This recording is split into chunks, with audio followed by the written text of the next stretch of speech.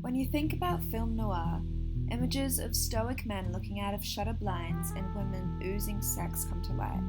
The film noir genre can be identified by its black and white aesthetic, its narrative often centering around a callous male detective dripping in cynicism and a double-crossed femme fatale leading some poor man astray. You can't pin anything on me. The genre saw the height of its success in the 1940s and early 50s. Audiences were enticed by the themes of sex, murder, and violence that were the key features of these films. As time passed, these films became nearly obsolete. By the time the 60s rolled around, film noir was becoming a thing of the past. The black and white film stock that was such a staple of the genre looked dated compared to the more expensive colour stock.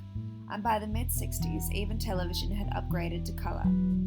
Radio and television started to dominate the crime and detective genre, and the tough guy persona was more a staple of the last generation. By all accounts, it looked like film noir was as dead as the victims they portrayed. But from this perceived death came the resurrection of a new kind. A new genre under the umbrella of noir became popular during the 70s and 80s, called neo-noir. The neo-noir genre references films made after the 50s that contain noir themes and sensibilities. The budding film genre allowed filmmakers to pay homage to their predecessors while still creating something new and exciting for a modern-day audience. Neo-noir used the same techniques that defined the film noir genre, such as shadows and tilted camera angles, as well as delving into its themes of violence, sex, and criminal activity. Movies like Blade Runner build on the film noir themes of lust, violence, and murder in the sci-fi backdrop of a futuristic Singapore. A stoic, disgruntled Blade Runner and a beautiful female to tempt him, Blade Runner shows a clear influence from Metropolis, a German experimental film from 1927, a genre that film noir garnered a lot of its influence. Director Ridley Scott also mentions the parallels between Deckard's character and the classic film noir detective Philip Marlowe. It's very Marlowe-esque. We even see a scene where Deckard uses the same techniques as Marlowe in the film The Big Sleep to extract information from a lead by acting as a reporter. You do sell books, Excuse me, Miss Salome, can I talk to you for a minute? A more modern example of neo-noir can be seen in Duncan Jones' Mute, a film that nods to its film noir history while still making a new spin on it. The hyper-futuristic cityscape of neon lights and holograms serve as a backdrop in the story of a young man's attempt to discover the whereabouts of his lover. Though, the neo-noir genre had its own defining characteristics outside of film noir.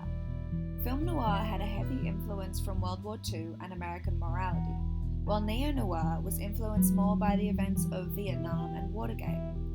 This difference of influence led to an interesting distinction between the genres. Rather than focusing on the corruption of the individual, focus shifted to the corruption of the system. You're not cop, you're little people. We also see a change from the views of the 40s and 50s. Film noir during the 40s and 50s often portrayed people of colour, foreigners, and sexually experienced women as corrupt and evil, influenced by the views of the time, while neo-noir often places the white American male at the centre of evil and corruption.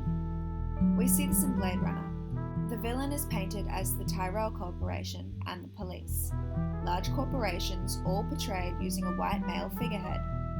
At times, even Deckard, played by Harrison Ford, paints himself as evil due to his involvement in the Blade Runner system. Shakes. Me too.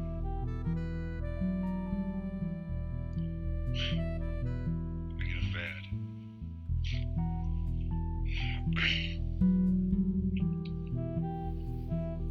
Part of the business.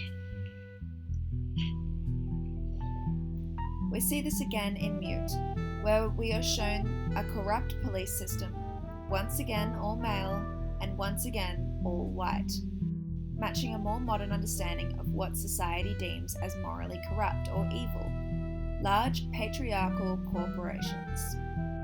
We see here how the noir genre grew and changed to fit with neo-noir adopting elements of its predecessor and building on them to make modern movies with timeless themes.